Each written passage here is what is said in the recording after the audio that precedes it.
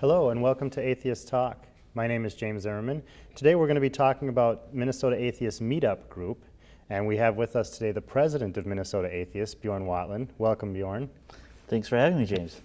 So I was hoping that you can talk to us today a little bit about what Minnesota Atheists is, what the meetup specifically is, why it exists. So maybe you can just go ahead and start us off. What is it and why did you start it? Sure. Well, meetup.com is an easy way for groups to organize events and publicize events, coordinate RSVPs, coordinate memberships. Any group. Things like that. Yeah. Yep, any group. Sure. It does cost money. It's about $13 a month.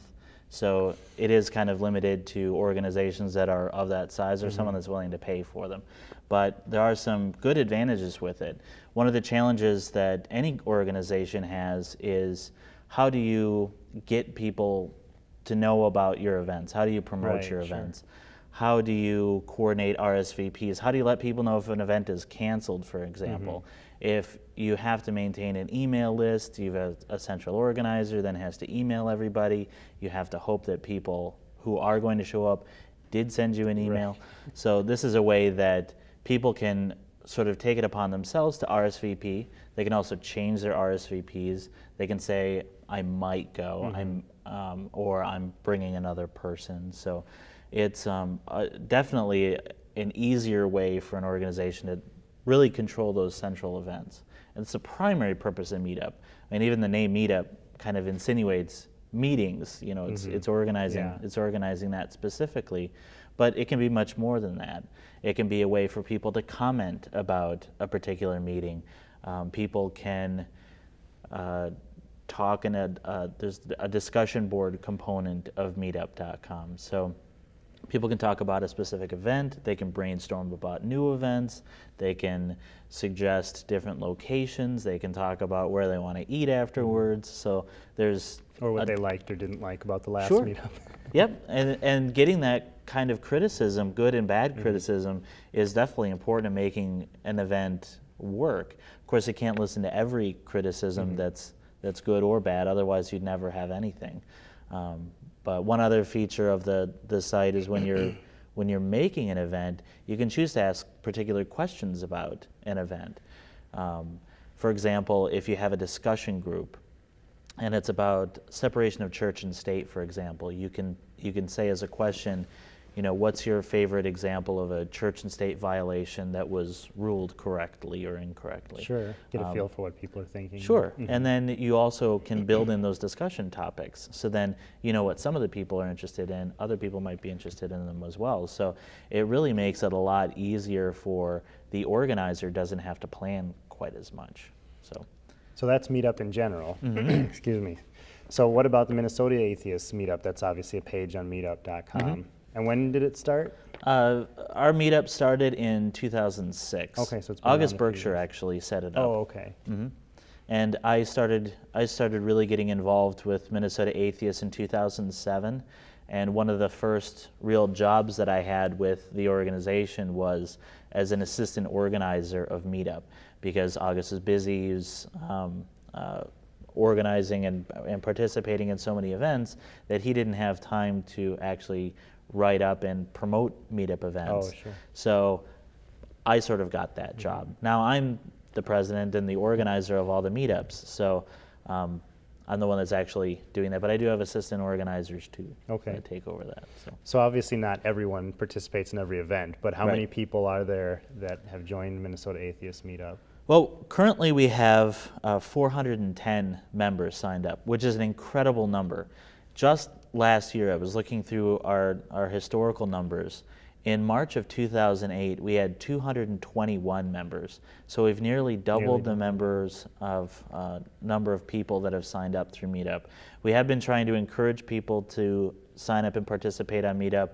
That doesn't necessarily mean that we have people who are members, contributing members of Minnesota Atheists at the 410 level. But it's really the best way that people can find out about the major events that we have. Okay. And where are most of the events held? I mean, obviously this is Minnesota. Right. Yeah, I don't know if we've promoted an event that's outside of the state yet. Okay. But most of our events are in the Twin Cities. One of the benefits of having Meetup is that you can have more than one Meetup group under the same account for that $13 a month. So if you have another group that's in a different geographic location and you want to promote events in that particular area, for example, Mankato, we started a Southern Minnesota Atheist group. Crystal Dervetsky and Vic Tanner kind of run that group down there. They're from Waseca, but there is an active group. There's an active population of atheists in Mankato, not only the student group that's there, but adults as well. And the benefit that you have there is you can have your own set of members. There are 44 members of the Southern Minnesota Atheists Meetup group. Just to think of 44 people in Southern Minnesota that are willing to identify as atheists and join this spot on the web, on a website, to be able to be informed of different events that are going on is incredible. Yeah. So that program might be expanding into other areas, but Mankato was kind of lacking in having an atheist organization, and so Minnesota Atheists kind of fills that role. Okay. Places like St. Cloud have the Central Minnesota Friends Free of Theism, so they have an active atheist organization in that area. So there's not really a need to have, you know, a northern Minnesota atheist meetup group. Maybe if there was a group in Bemidji, we could have that'd be a very small meeting. There would probably be 2 people. But yeah, there's events that happen in Mankato. Those are kind of separate. Those are part of the Southern Minnesota Atheist Meetup group. And then most of our events are in the Twin Cities. Okay. But it's nice to know that just because you don't live in the 7-county metro area doesn't mean there's nothing for you. Right. So yep. That's good. So a few days ago, you sent me a list of the different events, or the major categories of events. So maybe we can talk about those, just so that some of the viewers might be interested in them. Let's take them one at a time. The first is the monthly membership meetings. Right, we usually have about 8 monthly membership meetings a year. Those are the events that we typically spend the most amount of time preparing for. Those are events like having a major speaker. That would typically be an author. Sometimes we'll have a panel discussion. For example, this last month we had a panel discussion about evolution and how it's taught in schools. And that was led by a bunch of biologists that actually do teach. So they're usually on a more formal basis. They're usually structured in a lecture style where you have a speaker and they give a presentation and you have a large audience. Typically right now we usually get at least 100 people showing up to events. Although our last couple events we had Dan Barker show up and present his book Godless. So he's obviously going to be a big draw. Sure, a bigger he draw. Actually had the largest draw we've ever had at one of our monthly meetings of 140 people. And the Darwin panel discussion had biologists from the University of Minnesota Morris, P.Z. Myers, show up, and he has a tremendous following. He's very well known. He writes constantly on his blog Pharyngula, so that might have had more to do with the number of people that showed up than the topic. Yeah. But it was still a very interesting presentation, and we have been getting a lot of people showing up to our events. And that's about once a month? Yep, once a month, typically on the 3rd Sunday of every month. It's kind of like church for atheists then. A little bit, yeah, because it's on Sundays, but we don't hold things quite as early. Sure. Even atheists like to sleep in, so we have events typically in the afternoon. That's also where we hold our business meetings. So if you're curious about what in the world is Minnesota Atheists doing, that's a perfect event to go to. You can find out about how we're interacting with the community, how we're trying to educate the public about atheism. You can learn about new meetup events. You can learn about other new social activities that we're thinking about having, and you can give your input. So okay, so I can go to Minnesota Atheists Meetup to see the location of those for each month, right? Yes. Yep. We also promote them on our website. But if you go to the meetup address, which is meetup.com/Minnesota-Atheists, that's the website for Meetup. Always our monthly membership meetings will be promoted in as many places as we can because they are our most popular events. That's the biggest deal. Yep. Yep. So they're usually promoted in many different places, and we usually hold them every month except usually December we don't, because we have a winter solstice party, which we usually coordinate right around the time the solstice is usually right around the third Sunday. And we usually don't have monthly membership meetings during the summer because people are usually on vacation, and so it's hard to get enough people together to make all the effort worthwhile. Okay. So the next thing on your list was Meal and Reel. George Kane has really been spearheading the Meal and Reel program, which is sort of a dinner and a movie. Just like it sounds then. Right. But a little bit clever of a phrasing. Yeah. Typically, George Kane runs a Meal and Reel program that's on the fourth Wednesday of every month, typically at the Lagoon or the Edina Theater, usually a Landmark Cinema Theater, but that's not always the case. We have seen movies at Block E before, but we'll typically find a place to eat beforehand, and we'll talk and socialize, and then we'll go see the movie, and then everyone kind of goes on their way. Some people have trouble getting to a Meal and Reel because it usually happens around 5 o'clock on a Wednesday. So sometimes people can't go right after work, or it's in the middle of the week. It's just a tough time for them. So I've been trying to organize an event on the second weekend of every month. So not always every Saturday, not always on Sunday, but on the second weekend. And those have been taking place at the Mall of America, because it's cold outside and we don't want to have to walk to a place to eat and movies, so we do it in a mall. But the location will probably vary as soon as the weather starts warming up. We've already gotten suggestions for some good theaters to go to and some good places to eat. So you usually go see the Ten Commandments then, wherever that's playing? Or? And Joseph and the Amazing Technicolor Right, sure, stuff that appeals to atheists. Yep. And then the next thing you have is book clubs. Yeah, we just started book clubs, and book clubs are something that I've been wanting to have for a long time. And it's really fortunate that we've been getting so many members joining not only Meetup, but wanting to become more active with our organization. We've been getting more people joining as members.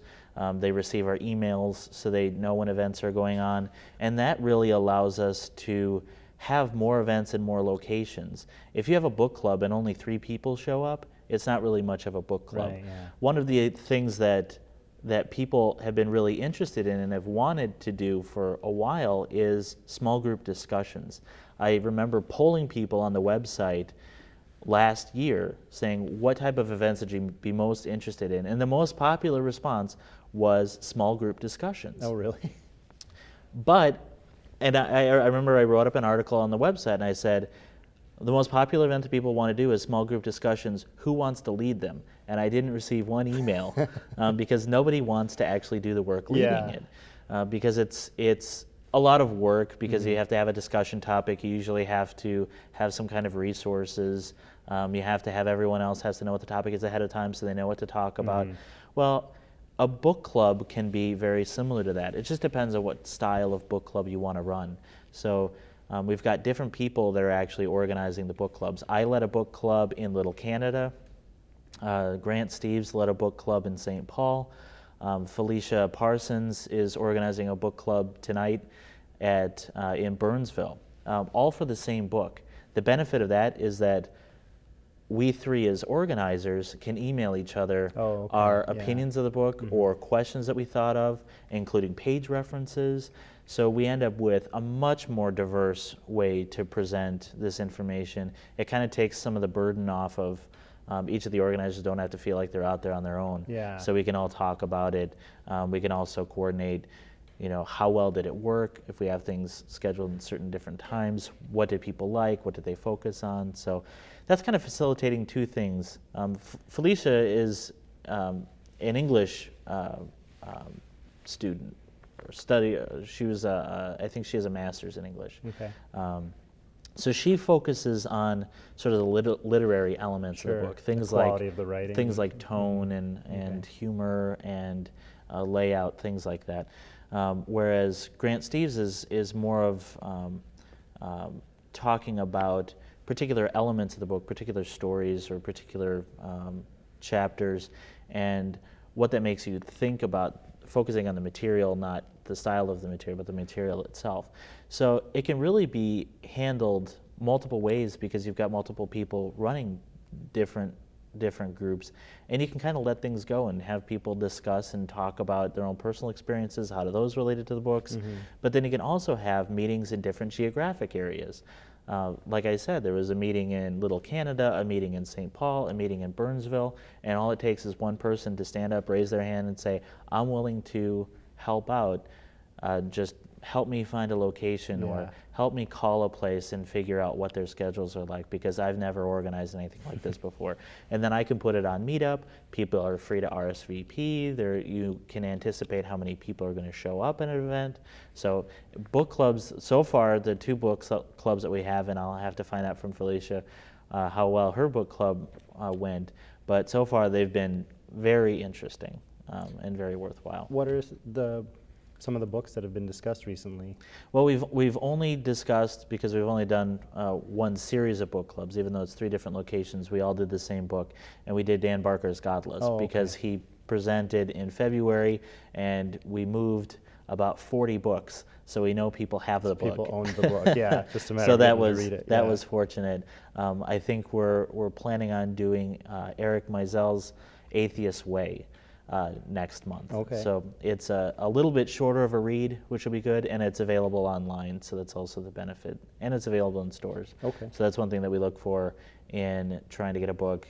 It is nice to find newer books that people haven't read before, and then you can usually find them in the library, except Dan Barker's Godless, incredibly popular. There is a waiting list at libraries, so you can't find it. Yeah, I think that part of the problem is the library doesn't have enough copies. Right, yeah. But it is popular. Yep. Okay, the next on the list was Newbie Nights. Yeah, Newbie Nights was started as an idea from Jack Caravella. Jack Caravella is the associate chair of Minnesota Atheists currently.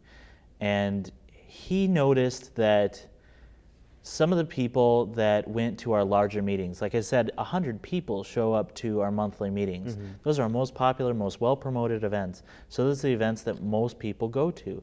If someone's curious about Minnesota Atheists, they'll go to that event because they'll probably have heard about it.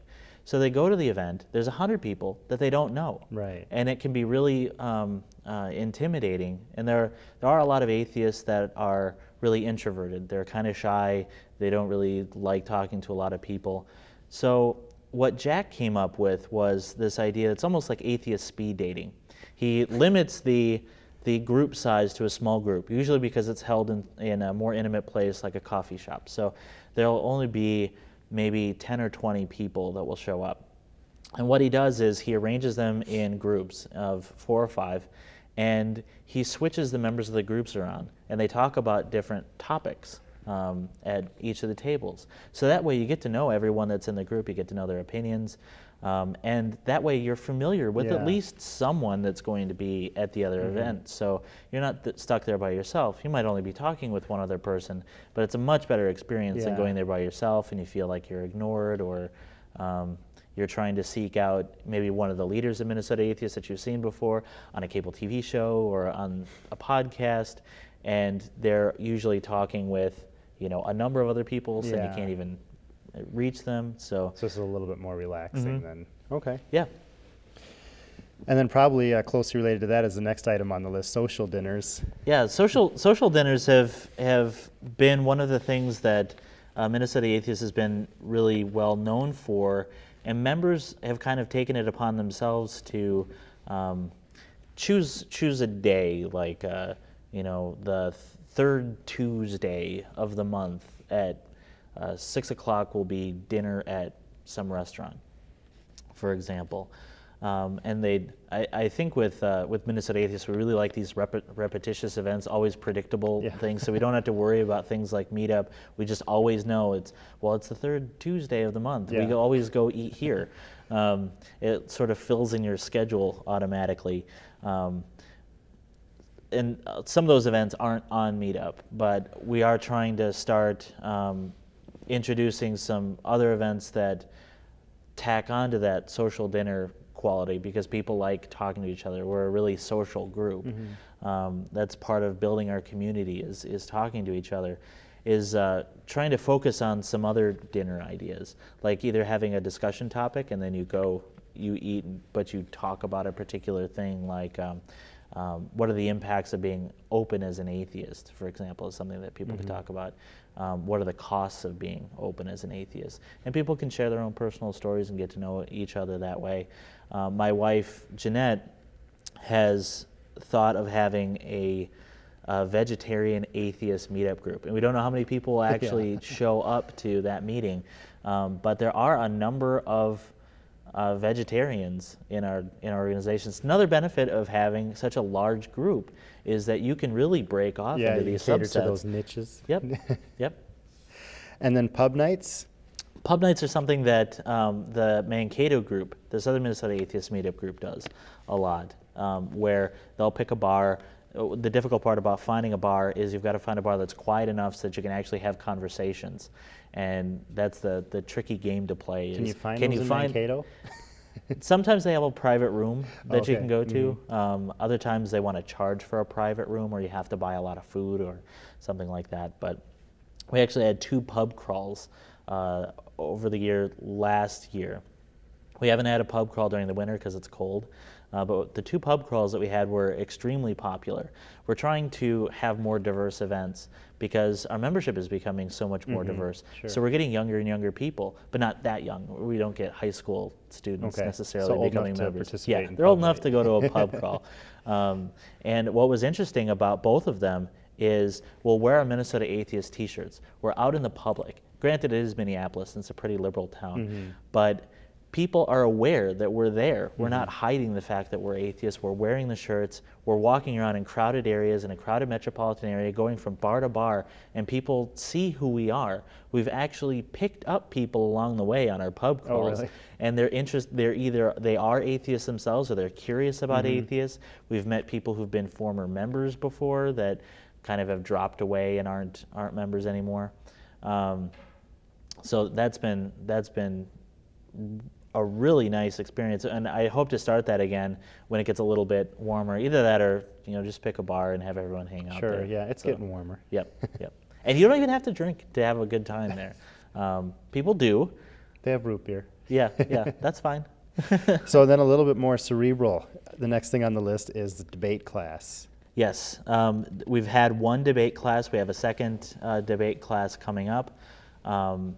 I think that one of the skills that people can learn or should learn, and I was fortunate enough to have taken a debate class in high school, is learning debate. And not for people that have formal debates, because how many people actually get invited to do formal debates? Right, yeah. But the skills that you learn in debate are so important, even with small interpersonal communication. If you're talking to coworkers or families or friends, especially about divisive issues where you might be on opposing viewpoints, getting your method of communication across is so important that I thought that it would be good to have a debate class, and a debate class that, yes, has some general elements to it, but it also focuses on how to talk to people who are religious in a way that's respectful and allows you to communicate yourself.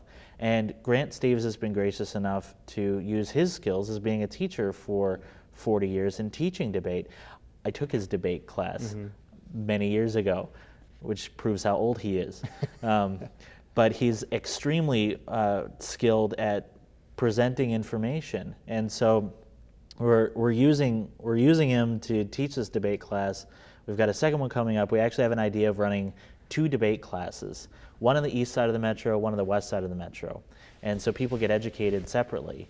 And then we'll have a debate tournament where the 2 groups will challenge each other to debates. Between Minneapolis and St. Paul, Yep. Because I think it's important for people to play devil's advocate roles, to understand the religious perspective and argue from that point of view. Helps you understand their own point of view, so that when you're talking to someone, you can kind of understand what is going through their mind, how they're thinking. So when you said there was 1 debate class and there's going to be another one, is this other one coming up like a continuation? Like, do you have to have gone to the first one? No, it is a continuation in the sense that we'll be covering some different topics. Okay. But you definitely don't have to have gone to the first class.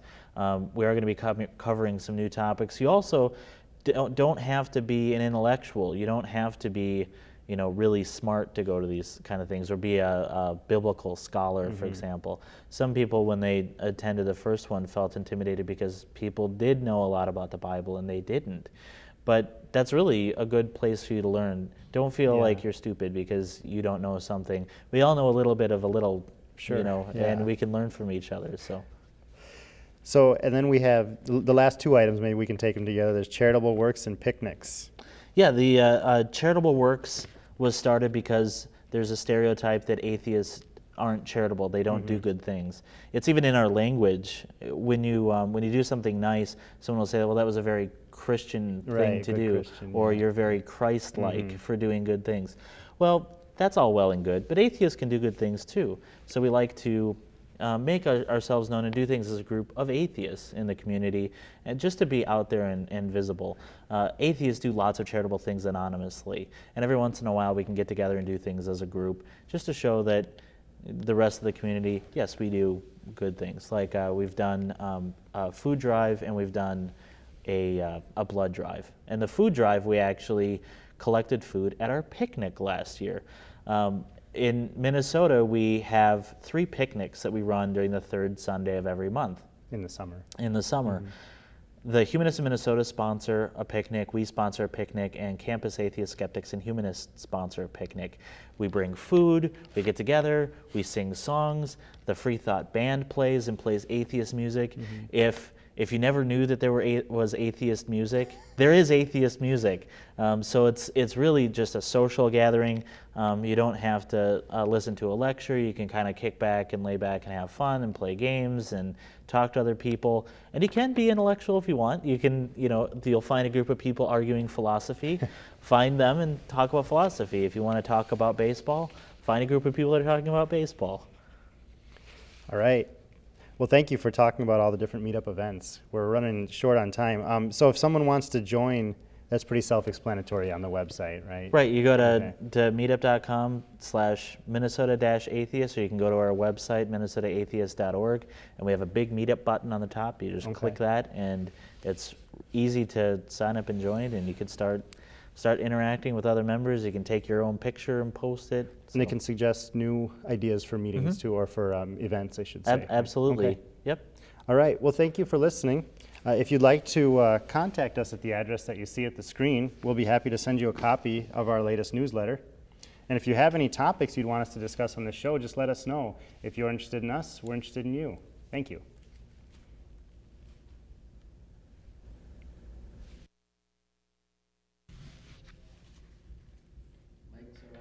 All right. The camera wasn't lit up there. Threw me off. I think the light might be broken.